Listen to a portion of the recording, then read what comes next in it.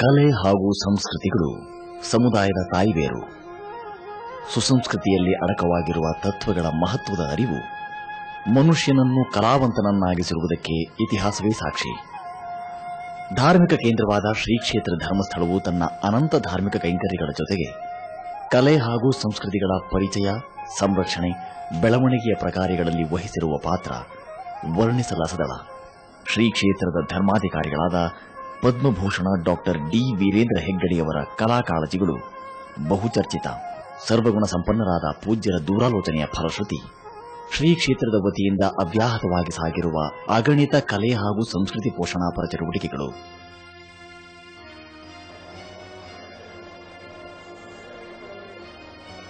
ಕರ್ನಾಟಕದ ಪ್ರಸಿದ್ಧ ಯಾತ್ರಾ ಸ್ಥಳವಾಗಿ ಶತಮಾನಗಳಿಂದಲೂ ಅಸ್ತಿತ್ವದಲ್ಲಿರುವ ಧರ್ಮಸ್ಥಳದ ವೈಶಿಷ್ಟ್ಯಪೂರ್ಣ ಲಕ್ಷದೀಪೋತ್ಸವ.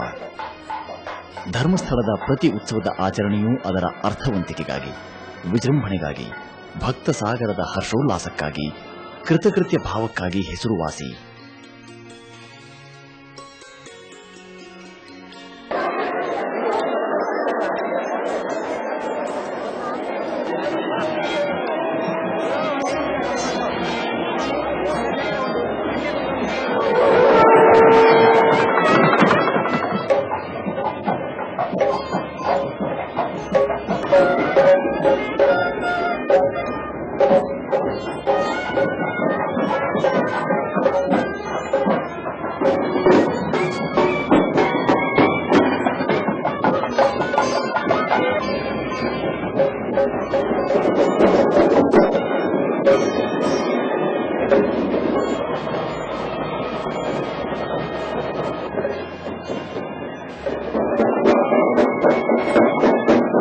ಇತಿಹಾಸವುಳ್ಳ ಬೆಳಗಿನ ಬೆಳ್ಳಿರಥ, ಸಾಲಂಕೃತ ಬೆಳ್ಳಿ ತೇರಿನಲ್ಲಿ ಮಂಜುನಾಥ ಸ್ವಾಮಿಯ ಮೆರವಣಿಗೆ ದೇಗುಲದ ಪ್ರಾಕಾರದಲ್ಲಿ, ಲಕ್ಷದೀಪೋತ್ಸವದ ಆಚರಣೆಯಲ್ಲಿ ಜರುಗುವ ಅಹರ್ನಿಶಿ ಪೂಜಾ ಕೈಂಕರ್ಯಗಳು ಮುದ ನೀಡುತ್ತವೆ. ಸ್ವಾಮಿ ಮಂಜುನಾಥ ದೇವನ ಉತ್ಸವ ಮೂರ್ತಿಯ ವೈಭವೋಪೇತ ಸಾಂಪ್ರದಾಯಿಕ ಮೆರವಣಿಗೆಯಾದಿಯಾಗಿ ಅನುಸರಿಸಲ್ಪಡುವ ಶಾಸ್ತ್ರೋಕ್ತ ವಿಧಿವಿಧಾನಗಳು ಪರಂಪರೆಯ ಸಾಕ್ಷಾತ್ಕಾರದ ದ್ಯೋತಕ. ಶ್ರೀ ಕ್ಷೇತ್ರದ ಮೂಲೆ ಮೂಲೆಯಲ್ಲಿಯೂ ಹಚ್ಚಿಟ್ಟ ಹಣತೆಗಳು ಲಕ್ಷಗಣತಿಯನ್ನು ಮೀರುವುದೇ ಅಲ್ಲದೆ ನಡುರಾತ್ರಿಯಲ್ಲಿಯೂ ಭಕ್ತವೃಂದವು ಆರಾಧ್ಯ ದೈವದ ದರ್ಶನ ಪಡೆದು ಕೃತಾರ್ಥರಾಗುವ ಪರಿ ನಯನ ಮನೋಹರ.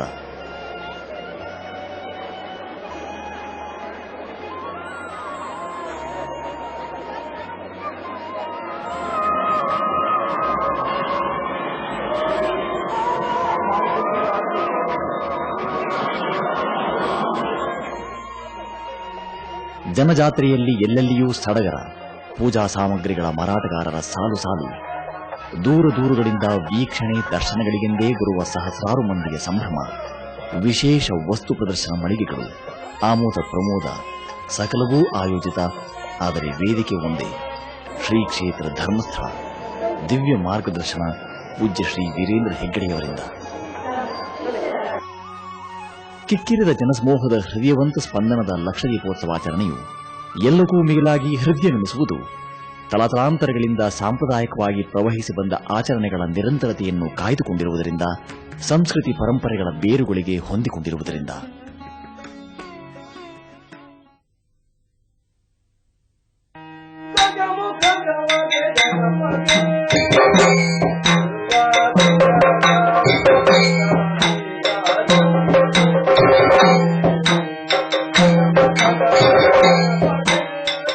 ಅಪರೂಪದ ಹಾಗೂ ಅತ್ಯಂತ ಪ್ರಾಚೀನ ಜಾನಪದ ಪ್ರಕಾರಗಳಲ್ಲೊಂದಾದ ಯಕ್ಷಗಾನವು ಈ ನೆಲದ ಜನರ ಪ್ರೀತಿಪಾತ್ರ ಕಲೆಯಾಗಿದ್ದು, ಶ್ರೀ ಕ್ಷೇತ್ರದ ವತಿಯಿಂದ ಯಕ್ಷಗಾನಕ್ಕೆ ದೊರೆತಿರುವ ಮನ್ನಣೆಗೆ 2 ಶತಮಾನಗಳ ಇತಿಹಾಸವೇ ಇದೆ. ಯಕ್ಷಗಾನ ತರಬೇತಿ ಕೇಂದ್ರವು ಆಸಕ್ತ ಯುವಕರ ಕಲಿಕಾ ವೇದಿಕೆಯಾಗಿದ್ದು, ಕಲಿಕೆಯ ನಂತರ ಶ್ರೀ ಕ್ಷೇತ್ರ ಕೃಪಾಪೋಷಿತ ವೃತ್ತಿಪರ ಯಕ್ಷಗಾನ ಮಂಡಳಿಯಲ್ಲಿಯೇ ಕಾಯಕವನ್ನು ಮುಂದುವರಿಸುವ ಅವಕಾಶವೂ ಉಂಟು. ಚಂಡೆ, ತಾಳ, ಮೃದಂಗಗಳನ್ನು ಬಳಸಿ ಪ್ರಾಥಮಿಕ ಹಂತದ ಯಕ್ಷಗಾನ ಕಲಿಕೆಯ ದಿನಗಳಿಂದ ಹಿಡಿದು ವೇಷ ಧರಿಸಿ ಸಭಿಕರ ಮುಂದೆ ಹೆಜ್ಜೆ ಹಾಕುವ ದಿನಗಳವರೆಗೆ ಎಲ್ಲವೂ ಆಪ್ಯಾಯಮಾನ.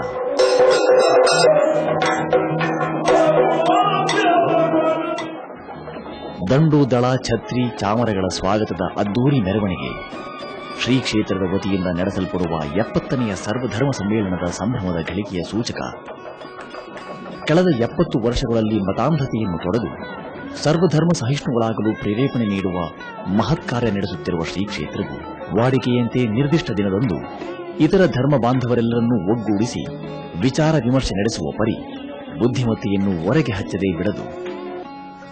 ಚಿಂತಕರ ಚಾವಡಿಯೇ ಆದ 70ನೆಯ ಸರ್ವಧರ್ಮ ಸಮ್ಮೇಳನದ ಉದ್ಘಾಟಕರಾಗಿ ಆಹ್ವಾನಿತರಾದ ಶ್ರೀ ಶ್ರೀ ರವಿಶಂಕರ ಗುರೂಜಿಯವರೂ ಸೇರಿದಂತೆ ಮತಗಳನೇಕದರ ಒಳತಿರುವಿನ ಕುರಿತಾದ ಸಂವಾದ ನೆರೆದ ಅಸಂಖ್ಯ ಸಭಿಕರು ಸಮಾಜದ ಒಟ್ಟಾರೆ ಧೋರಣೆಗಳ ಬಗ್ಗೆ ವಹಿಸಬೇಕಾದ ನಿಲುವನ್ನು ಸ್ಪಷ್ಟೀಕರಿಸುವಂತೆ ಗೋಚರಿಸುತ್ತದೆ. ಔಪಚಾರಿಕ ಉದ್ಘಾಟನೆಯ ನಂತರದ ವಿಷಯ ಮಂಡನೆ ಹಾಗೂ ಗಣ್ಯರ ಸಮ್ಮುಖದಲ್ಲಿ ವಿಚಾರಧಾರೆಗಳ ಪ್ರಸ್ತುತಿ, ಉಪನ್ಯಾಸ ನೀಡಲು ಆಗಮಿಸಿದ ವೇದಿಕೆಯನ್ನಲಂಕರಿಸಿದ ವಿವಿಧ ಮತ ಬಾಂಧವರೆಲ್ಲರಿಗೂ ಗೌರವಾರ್ಪಣೆ ಹಾಗೂ ಅರ್ಥಪೂರ್ಣ ಸರ್ವಧರ್ಮ ಸಮ್ಮೇಳನಕ್ಕೆ ಮಂಗಳ. ಸರ್ವಧರ್ಮ ಸಮ್ಮೇಳನವು ಶ್ರೀ ಕ್ಷೇತ್ರದಲ್ಲೊಂದು ವಾರ್ಷಿಕೋತ್ಸವ.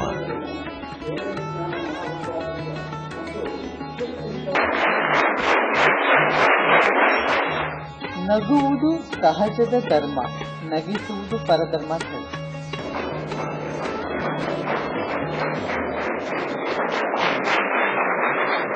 ಕರ್ನಾಟಕದಲ್ಲಿ ಸರಳ ಸಾಮೂಹಿಕ ವಿವಾಹ ಮಹೋತ್ಸವದ ಆದ್ಯ ಪ್ರವರ್ತಕರಾದ ಪೂಜ್ಯ ವೀರೇಂದ್ರ ಹೆಗ್ಗಡೆಯವರು ಆಸಕ್ತ ಕುಟುಂಬಗಳ ಆಶಯಕ್ಕನುಗುಣವಾಗಿ ಉಚಿತವಾಗಿ ನೂರಾರು ದಂಪತಿಗಳ ದಾಂಪತ್ಯ ಜೀವನದ ಆರಂಭಕ್ಕೆ ನಾಂದಿ ಇಡುವ ಮಹತ್ ಕಾರ್ಯ 1972ರಲ್ಲೇ ಆರಂಭಗೊಂಡಿದ್ದು, ವಾರ್ಷಿಕವಾಗಿ ಶ್ರೀ ಕ್ಷೇತ್ರದ ದಿವ್ಯ ಸನ್ನಿಧಿಯಲ್ಲಿ ಜರುಗುವ ಈ ಮಹೋತ್ಸವವು ಬಡ ಕುಟುಂಬಗಳಿಗಷ್ಟೇ ಅಲ್ಲದೆ ಧಾರ್ಮಿಕರ ಅನೇಕರ ದಾಂಪತ್ಯ ಬದುಕಿನ ಶುಭಾರಂಭಕ್ಕೊಂದು ಉತ್ತಮ ವೇದಿಕೆ. ಮಂಗಳಸೂತ್ರ ಹಾಗೂ ಉಡುಪುಗಳನ್ನು ಪೂಜ್ಯರು ಆಶೀರ್ವಾದ ಪೂರ್ವಕವಾಗಿ ನೀಡುವುದರೊಂದಿಗೆ ವ್ಯರ್ಥ ವೈಭವದ ಮದುವೆ ಸಮಾರಂಭಗಳಿಂದ ಇರದ ಪ್ರಯೋಜನಗಳ ಅರಿವು ಮೂಡಿಸಿದ್ದಾರೆ. ಪೂಜ್ಯರ ಸರಳ ಸಜ್ಜನಿಕೆಗೆ ಉಚಿತ ಸಾಮೂಹಿಕ ವಿವಾಹ ಮಹೋತ್ಸವವು ಮಗದೊಂದು ಉದಾಹರಣೆ.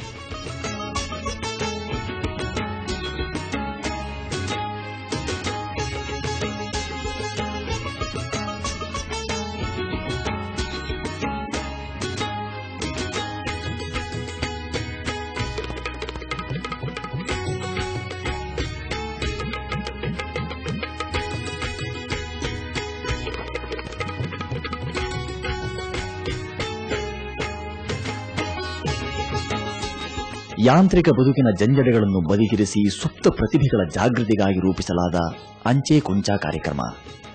ಕನಿಷ್ಠ ದರದ ಅಂಚೆ ಕಾರ್ಡುಗಳ ಮೇಲೆ ನೀಡುವ ವಿಷಯ ಇಲ್ಲವೇ ವ್ಯಕ್ತಿಗಳನ್ನಾಧರಿಸಿ ಚಿತ್ರಕಲೆಯ ಸಾಮರ್ಥ್ಯವನ್ನು ಮೆರೆಯಲು ವಿವಿಧ ವಯೋಮಾನದವರಿಗೆ ನೀಡಲಾದ ಅವಕಾಶ ಅಂಚೆ ಕೊಂಚ.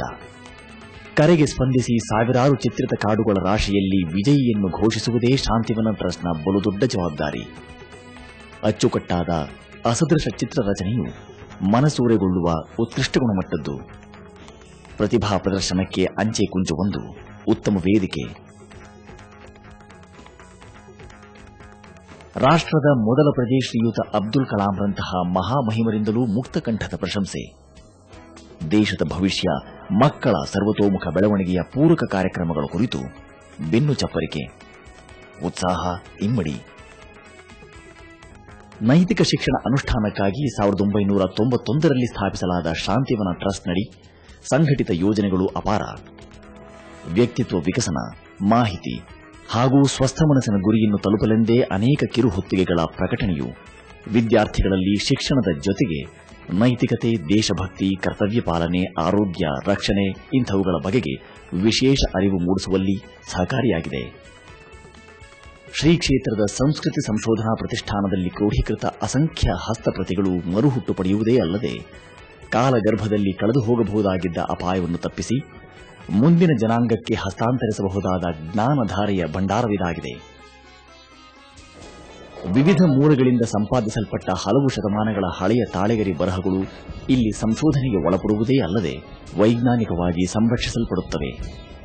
ಎಂತಹ ಸ್ಥಿತಿಯಲ್ಲಿ ಹಸ್ತಪ್ರತಿಗಳು ಹಸ್ತಾಗತವಾದರೂ ಅತ್ಯಂತ ಜಾಗರೂಕತೆಯಿಂದ ಅವುಗಳಿಗೆ ಕಾಯಕಲ್ಪ ಒದಗಿಸುವ ಪ್ರತಿಷ್ಠಾನವು ಪರಂಪರೆಯ ದ್ಯೋತಕವಾದ ಮಹಾಗ್ರಂಥಗಳನ್ನು ಸಾವಿನ ದವಡೆಯಿಂದ ಪಾರು ಮಾಡುವ ಕೈಂಕರ್ಯಗಳಲ್ಲೂ ತೊಡಗಿದೆ.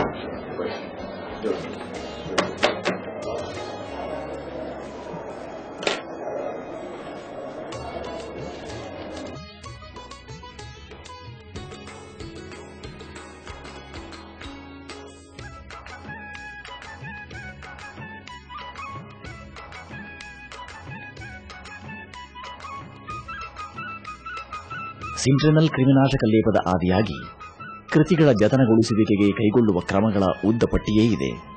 ಚಾಚೂ ತಪ್ಪದೆ ಇವುಗಳ ನೆರವೇರಿಸುತ್ತಾ ಸಂಶೋಧಕರ ಮಾರ್ಗದರ್ಶಿ ಸಂಸ್ಥೆಯಾಗಿ ಬೆಳೆಯಬಲ್ಲ ಸರ್ವ ಲಕ್ಷಣಗಳು ಇಲ್ಲಿ ಕಾಣಸಿಗುತ್ತವೆ. 6 ತಿಂಗಳಿಗೊಮ್ಮೆ ಪುನರಾವರ್ತನೆಯಾಗುವ ಸಂರಕ್ಷಣಾ ವಿಧಿವಿಧಾನಗಳಿಂದಾಗಿ ಪ್ರತಿ ತಾಡವಾಲೆ ಇಲ್ಲಿ ಅತ್ಯಂತ ಸುರಕ್ಷಿತ. ಮಹತ್ವದ ಕೃತಿಗಳೊಂದಿಗೆ ಪ್ರಾಚೀನ ಗ್ರಂಥಗಳು, ಕಾಗದದ ಹಾಳೆಗಳ ಮೇಲಿನ ಬರವಣಿಗೆಗಳು, ಧರ್ಮಸ್ಥಳದ ಅತ್ಯಂತ ಹಳೆಯ ಲೆಕ್ಕ ಪುಸ್ತಕ, ಹಳೆಯ ಬೈಬಲ್ ಎಲ್ಲವೂ ಸರ್ವಧರ್ಮ ಸಮನ್ವಯದ ಶ್ರೀ ಕ್ಷೇತ್ರದ ಅರ್ಥಪೂರ್ಣ ಸಂಗ್ರಹ. ರಾಷ್ಟ್ರಕವಿ ಕುವೆಂಪು ಅವರಿಂದ ನಾಮಕರಣಗೊಂಡ ಪ್ರತಿಷ್ಠಾನವು ಸಂಸ್ಕೃತಿ ಸಂರಕ್ಷಣೆಯ ಹಾದಿಯಲ್ಲಿ ಇರಿಸಿದ ಹೆಜ್ಜೆಯು ಮಹೋನ್ನತ.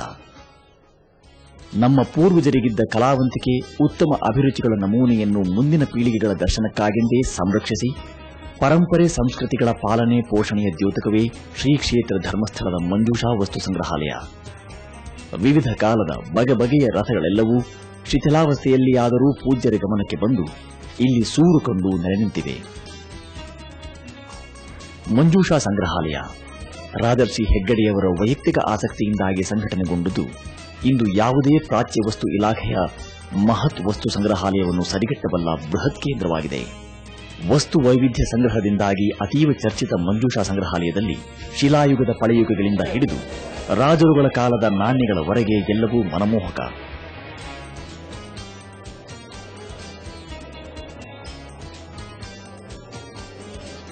ವಿದ್ಯಾರ್ಥಿ ಸಮೂಹಕ್ಕಂತೂ ಇನ್ನಿಲ್ಲದ ವಿಷಯ ಸಂಗ್ರಹದ ಸಡಗರ, ವೀಕ್ಷಿಸಿ ಅರಗಿಸಿಕೊಳ್ಳುವ ಆತುರ. ಬಗೆಬಗೆಯ ಆಯುಧಗಳ ಸಂಗ್ರಹ, ಸೂಕ್ಷ್ಮ ದಂತಕೆತ್ತನೆಯ ದೇವ ವಿಗ್ರಹಗಳು, ಅಕ್ಕಿ ಕಾಳಿನಲ್ಲಿ ಕೆತ್ತಲಾದ ನಟರಾಜ ಮೂರ್ತಿ ಎಲ್ಲವೂ ನೋಡುಗರನ್ನು ನಿಬ್ಬೆರಗಾಗಿಸುವಂತಿದೆ. ಅನೇಕ ಬಗೆಯ ಲೋಹ ಶಿಲ್ಪದ ಮೂರ್ತಿಗಳು, ವಿಖ್ಯಾತ ಚಿತ್ರಕಲಾಕಾರರ ಕೃತಿಗಳು, ಸ್ಥಿರ ಚಿತ್ರಣದ ನಮೂನೆಗಳ ಸಂಗ್ರಹವೂ ಮಂಜೂಷಾದಲ್ಲಿದೆ. ಬಹುಮುಖಿ ಪ್ರತಿಭೆಯ ಪೂಜ್ಯರೇ ಹೇಳುವಂತೆ ಸಂಗ್ರಹಾಲಯದಲ್ಲಿ ಸಂಗ್ರಹಿತ ಪ್ರತಿಯೊಂದು ಪದಾರ್ಥದ ಅರಿವು ಶ್ರೀಯುತರಿಗಿದ್ದು ಸ್ಥಿರ ಚಿತ್ರಣದಲ್ಲಿ ಖುದ್ದಾಗಿ ವಿಶೇಷ ಪರಿಣತಿಯನ್ನೂ ಸಾಧಿಸಿದವರಾಗಿದ್ದಾರೆ. ಸಂಗ್ರಹಾಲಯಕ್ಕೆ ಬರುವ ವಿವಿಧ ಬಗೆಯ ಸಂಗ್ರಹಯೋಗ್ಯ ವಸ್ತುಗಳನ್ನು ತಮ್ಮ ಬಿಡುವಿರದ ದಿನಚರಿಯಲ್ಲಿಯೂ ಪರಿಶೀಲಿಸುವುದರೊಂದಿಗೆ ವಸ್ತು ಭಂಡಾರದ ಪ್ರಾಂಗಣದಲ್ಲಿಯೇ ಜ್ಞಾನ ಭಂಡಾರಕ್ಕೂ ಸೂಕ್ತ ನೆಲೆ ಕಲ್ಪಿಸಿರುವ ಪೂಜ್ಯರ ದಿವ್ಯ ಸೃಷ್ಟಿ ಮಂಜೂಷಾ ಸಂಗ್ರಹಾಲಯ. ಶ್ರೀ ಕ್ಷೇತ್ರದ ಮತ್ತೊಂದು ಆಕರ್ಷಣೆ ಕಾರುಗಳ ಸಂಗ್ರಹಾಲಯ. ಜಟಕಾ ಬಂಡಿಗಳಿಂದ ಹಿಡಿದು ಇತ್ತೀಚೆಗೆ ಹಳತಾದ ಮಾರಿಸ್ ಮೈನರ್ನವರೆಗಿನ ಅಪೂರ್ವ ಕಾರುಗಳ ಸಂಗ್ರಹ ಪೂಜ್ಯರ ವೈಶಿಷ್ಟ್ಯಪೂರ್ಣ ಆಸಕ್ತಿಗಳಿಗೊಂದು ಉತ್ತಮ ಉದಾಹರಣೆ. ಹಳೆಯ ಅಗ್ನಿಶಾಮಕ ಯಂತ್ರದಿಂದ ಮೊದಲುಗೊಂಡು ಅನೇಕ ಬಗೆಯ ವಿವಿಧ ಮಾಡೆಲುಗಳ ಕಾರುಗಳ ಸಂಗ್ರಹವು ಬೆಕ್ಕಸ ಬೆರಗಾಗಿಸುತ್ತದೆ. ಹಳೆಯ ಕಾಲದ ಗಣ್ಯಾತಿ ಗಣ್ಯರು ಉಪಯೋಗಿಸಿದ ವಾಹನಗಳ ಸಾಲು ಸಾಲು ಬಣ್ಣಿಸಲಸದಳ. ಸಂಗ್ರಹಾಲಯದಲ್ಲಿನ ಕಾರುಗಳೆಲ್ಲವುಗಳ ವೈಶಿಷ್ಟ್ಯ, ವಾಹನಗಳ ಸುಸ್ಥಿತಿ ಹಾಗೂ ಪೂರಕ ನಿಭಾವಣೆ. 8 ದೇಶಗಳಿಗೂ ಅಧಿಕ ತಯಾರಿಕೆಯ 40ಕ್ಕೂ ಮಿಕ್ಕ ಅನೇಕ ಬಗೆಯ ಕಾರುಗಳು. ಮಹಾತ್ಮ ಗಾಂಧೀಜಿಯವರು ಪಯಣಿಸಿದ ಸ್ಟುಡಿಬೇಕರ್, ಮೈಸೂರು ಮಹಾರಾಜರನ್ನು ಹೊತ್ತು ತಿರುಗಿದ ಕಾರುಗಳೆಲ್ಲವೂ ಇಲ್ಲಿ ಕುತೂಹಲ ಕೆರಳಿಸುತ್ತವೆ.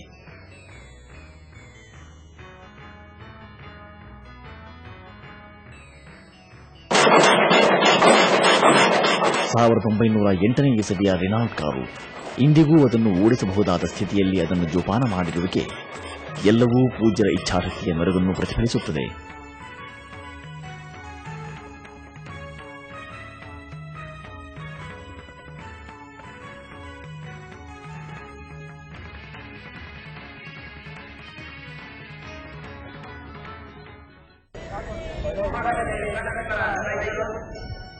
ಶ್ರೀ ಕ್ಷೇತ್ರದ ಗ್ರಾಮೀಣಾಭಿವೃದ್ಧಿ ಯೋಜನೆಯಡಿ ವಾರ್ಷಿಕವಾಗಿ ಜರುಗುವ ರೈತ ಮೇಳವು ಮಾದರಿ ಚಟುವಟಿಕೆಯೇ ಸರಿ. ಭವ್ಯ ಪ್ರಕೃತಿ ಸ್ನೇಹಿ ಚಪ್ಪರಗಳಡಿ ಸಾವಿರಾರು ರೈತಾಪಿ ಮಂದಿಯು ಕಲೆತು ಸಡಗರ ಸಂಭ್ರಮದ ರೈತ ಮೇಳವನ್ನು ಯಶಸ್ವಿ ಮಾಡುವ ಪರಿ ಶ್ಲಾಘನೀಯ. ಶ್ರಮದಾನದ ಮುಖೇನ ನಿರ್ಮಿತ ಭವ್ಯ ಪೆಂಡಾಲುಗಳಲ್ಲಿ ಅಸಂಖ್ಯ ಚಟುವಟಿಕೆಗಳು.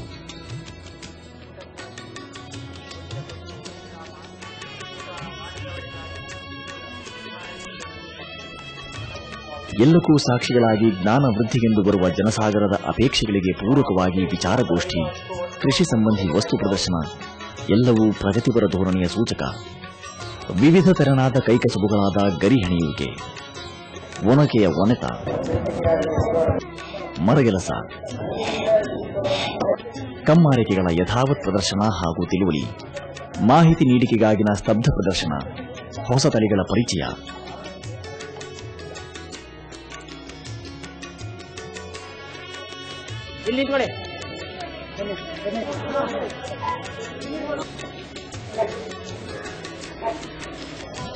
ಕಿಕ್ಕಿರಿದ ಸಾವಿರಾರು ಮಂದಿಗೆ ಭೂರಿ ಭೋಜನದ ತಯಾರಿಗೆಂದೇ ವಿಶೇಷ ಶ್ರಮದಾನ, ಚೊಕ್ಕಟವಾಗಿ ಎಲ್ಲದರ ನಿರ್ವಹಣೆ, ಹೊಸತಲ್ಲದ ದಾಸೋಹಕ್ಕೆ ಎಲ್ಲರ ಸಹಕಾರ, ಭುಂಜಿಸಿದ ಭೋಜನದಿಂದಾಗಿ ತೃಪ್ತ ಭಾವನೆ.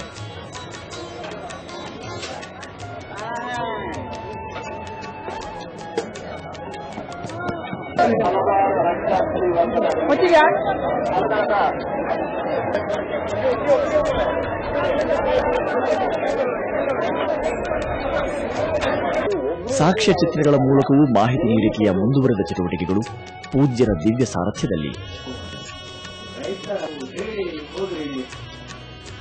ಅಡಿಕೆಯಿಂದ ಸಾಲಂಕೃತ ಭವ್ಯ ಮಂಟಪದಿ ನಾನಾ ಬಗೆಯ ಕೈಂಕರ್ಯ,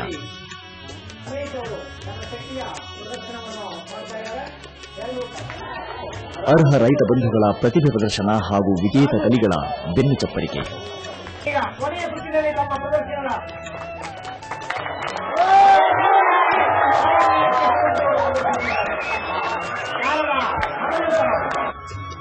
ರೈತ ಬಂಧುಗಳೊಂದಿಗೆ ಶ್ರೀ ಕ್ಷೇತ್ರದ ವಿಶೇಷ ಅತಿಥಿಯ ಸೇರ್ಪಡೆ.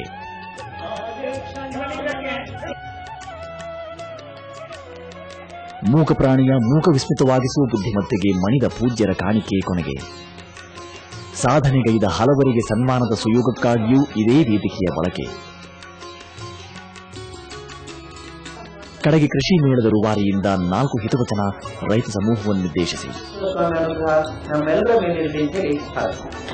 23 ಯಶಸ್ವಿ ರೈತ ಮೇಳಗಳು, ವರ್ಷದಿಂದ ವರ್ಷಕ್ಕೆ ಕೃಷಿ ಸಂಬಂಧಿ ವಿಚಾರ ವಿನಿಮಯ, ತಂತ್ರಜ್ಞಾನದ ಸಪೂರ್ವ ಬಳಕೆ, ಮಿತವ್ಯಯದಿಂದ ಅಧಿಕ ಆದಾಯದ ಸಾಕಾರಕ್ಕೆ ವೈಜ್ಞಾನಿಕ ಯೋಜನೆಗಳು, ಇವೆಲ್ಲವೂ ಸಮೃದ್ಧಿಯೆಡೆಗಿನ ಪ್ರಯಾಣಕ್ಕಾಗಿ. ಬದುಕಿನಲ್ಲಿ ನೈತಿಕತೆ, ಶಾಂತಿ, ನೆಮ್ಮದಿ, ಸಮಗ್ರತೆಯನ್ನು ಕಾಯ್ದುಕೊಳ್ಳಲು ಬೇಕಾದ ಸದ್ಬುದ್ಧಿಯ ಪ್ರಚೋದನೆಯ ದ್ಯೋತಕವೇ ಶ್ರೀ ಕ್ಷೇತ್ರದ ವತಿಯಿಂದ ಜರುಗಿಸಲ್ಪಡುವ ಭಜನಾ ಕಲಿಕಾ ಕಮ್ಮಟಗಳು. ಕಮ್ಮಟಗಳಿಂದ ಹೊರಹೊಮ್ಮಿದ ಶಿಬಿರಾರ್ಥಿಗಳು ತಮ್ಮ ತಾಯ್ನೆಲದಲ್ಲಿ ಕಲಿತ ವಿದ್ಯೆಯನ್ನು ಪ್ರವಹಿಸುವ ವೇದಿಕೆಯೇ ಭಜನಾ ಮಂಡಳಿಗಳು. ಭಜನಾ ಮಂಡಳಿಗಳು ಮನೋಲ್ಲಾಸ, ಶಾಂತಿ, ನೆಮ್ಮದಿಗಳನ್ನು ದಯಪಾಲಿಸುವುದರ ಜೊತೆಗೆ ದುಶ್ಚಟಗಳ ವಿರುದ್ಧದ ಗುರಾಣಿಯಾಗಿಯೂ ಜಯ ಸಾಧಿಸಿವೆ. ಮದ್ಯವ್ಯಸನಿಗಳು ಪಾನಮತ್ತರಾಗುವುದನ್ನು ತಪ್ಪಿಸಿ ಪಾನ ಮುಕ್ತರಾಗಲು ಸಹಕಾರಿಯಾಗಿರುವ ಭಜನಾ ಮಂಡಳಿಗಳು ಕಳೆದ 10 ವರ್ಷಗಳಿಂದಲೂ ಅಸ್ತಿತ್ವದಲ್ಲಿದ್ದು, ಭಜನೆ ಕಲಿಕಾ ಕಮ್ಮಟಗಳು ಕಳೆದ 5 ವರ್ಷಗಳಿಂದ ಸಾಮುದಾಯಿಕ ಹಾಗೂ ಕೌಟುಂಬಿಕ ಒಗ್ಗೂಡುವಿಕೆಗೆ ನಿರಂತರ ಸೇವೆ ಸಲ್ಲಿಸುತ್ತಿವೆ.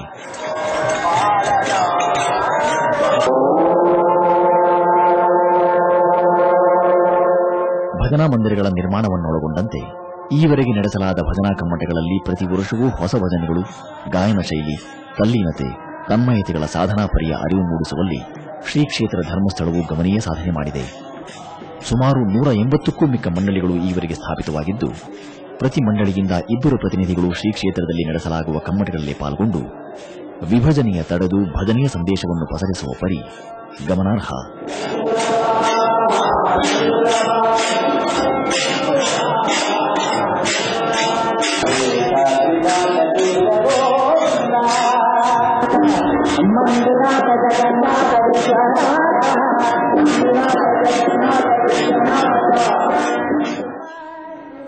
ಭಗವನ್ನಾಮ ಸ್ಮರಣೆಗೆ ಪೂಜ್ಯರೂ ಕೈಜೋಡಿಸಿದಾಗ ಹೆಮ್ಮೆ ಇಮ್ಮಡಿಯಾಗಿ ಶಿವನಾಮ ಪಠಣ ತಾರಕಕ್ಕೇರಿಳಿದ ನಂತರ ಎಲ್ಲರ ಮಹಾಪ್ರಸಾದದ ಸಮಯ. ಭಜಿಸಿ ಭುಜಿಸಿದ ಸಂತೃಪ್ತ ಭಾವ.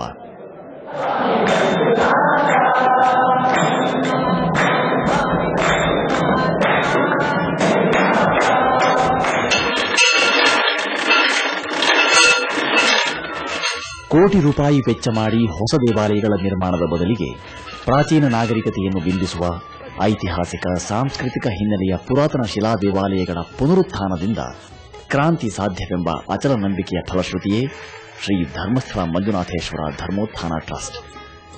ಪರಂಪರೆಯ ಪುನರುತ್ಥಾನದ ಮಹದಾಶಯದ ಈಡೇರಿಕೆಗೆ ಎಸ್ಡಿಎಂ ಪುನರುತ್ಥಾನ ಟ್ರಸ್ಟ್ ಈವರೆಗೆ ಲಕ್ಷಗಳ ಗಟ್ಟಲೆ ವಿನಿಯೋಗಿಸಿ ಜೀರ್ಣೋದ್ಧಾರ ಕೈಗೆತ್ತಿಕೊಂಡ ದೇವಾಲಯಗಳ ಸಂಖ್ಯೆಯು 40 ಮೀರುತ್ತದೆ. ಶಿಥಿಲಗೊಂಡ ಪುರಾತನ ಇತಿಹಾಸ ಮಹತ್ವವುಳ್ಳ ದೇವಾಲಯಗಳನ್ನು ಗುರುತಿಸಿ ವಾಸ್ತುಶಿಲ್ಪಕ್ಕೆ ಕೊಂಚವೂ ಚ್ಯುತಿ ಬಾರದಂತೆ ನಡೆಯುವ ಜೀರ್ಣೋದ್ಧಾರ ಪ್ರಕ್ರಿಯೆಯಲ್ಲಿ ವೈಜ್ಞಾನಿಕ ವಿಧಿವಿಧಾನಗಳ ಅಳವಡಿಕೆ ಇದೆ.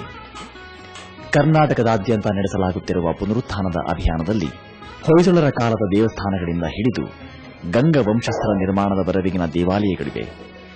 ಸಂಪೂರ್ಣ ಶಿಥಿಲಗೊಂಡ ಪರಿಸ್ಥಿತಿ ಇದ್ದಾಗಿಯೂ ಜೀರ್ಣೋದ್ಧಾರದ ಭಾಗ್ಯ ಪಡೆದು ಮರುಪೂಜೆಯ ಆರಂಭದಿಂದಾಗಿ ಗ್ರಾಮಸ್ಥರು ಭಕ್ತಾದಿಗಳು ಹರ್ಷೋಲ್ಲಸಿತರಾಗಿದ್ದಾರೆ.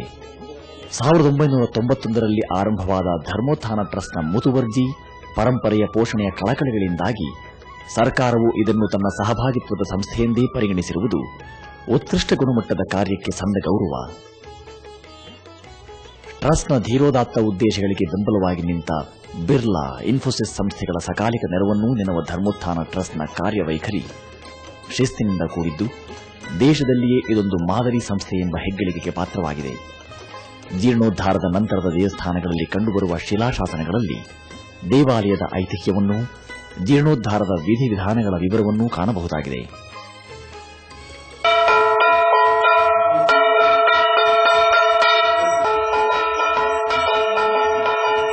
ನಿಗದಿತ ಅವಧಿಯಲ್ಲಿ ಪೂರೈಸಿದ ಜೀರ್ಣೋದ್ಧಾರಕ್ಕಾಗಿ ನೆರವೇರಿಸಿದ ಕೆಲಸದ ಅಚ್ಚುಕಟ್ಟಿಗಾಗಿ ಶ್ಲಾಘನೀಯವಾಗಿರುವ ಟ್ರಸ್ಟ್ನ ಪದಾಧಿಕಾರಿಗಳು ಯೋಜಿತ ರೀತಿಯಲ್ಲಿಯೇ ಕೆಲಸ ನಿರ್ವಹಣೆಯಾಗುವುದರ ಬಗೆಗೆ ಎಚ್ಚರ ವಹಿಸುವುದರಿಂದಲೇ ಅನತಿ ಸಮಯದಲ್ಲಿ ಸರಿಸುಮಾರು 40ಕ್ಕೂ ಮೀರಿದ ದೇವಾಲಯಗಳಲ್ಲಿಂದು ನಿತ್ಯ ಪೂಜೆ ಕಾಣುವ ಸುಯೋಗ ದೊರಕಿದೆ.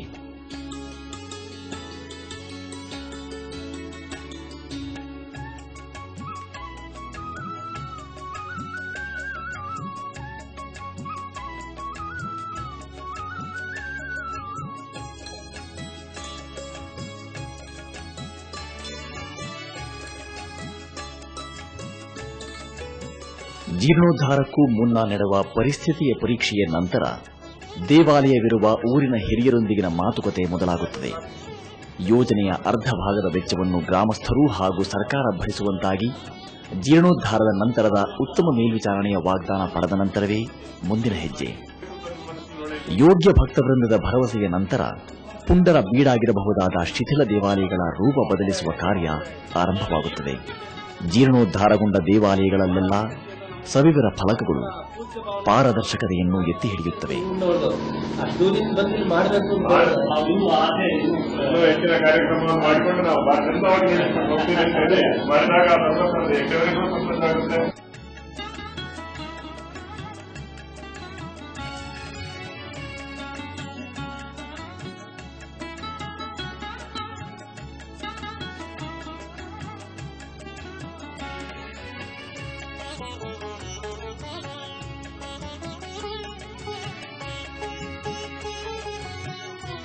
ಮೈಸೂರಿನ ಬಳಿಯ ಹೊಯ್ಸಳರ ಏಕಮಾತ್ರ ಇಟ್ಟಿಗೆ ನಿರ್ಮಿತ ಮಹಾಲಿಂಗೇಶ್ವರ ದೇವಾಲಯವು ಸಂಪೂರ್ಣ ನಶಿಸಿದ ದೇವಾಲಯಗಳ ಜೀರ್ಣೋದ್ಧಾರಕ್ಕೆ ಹಿಡಿದ ಕನ್ನಡಿಯಾಗಿದ್ದು ನಂಬಲ ಸಾಧ್ಯ ರೀತಿಯಲ್ಲಿ ಪರಿವರ್ತಿತವಾಗಿರುವುದು ಸ್ಪಷ್ಟಗೋಚರ.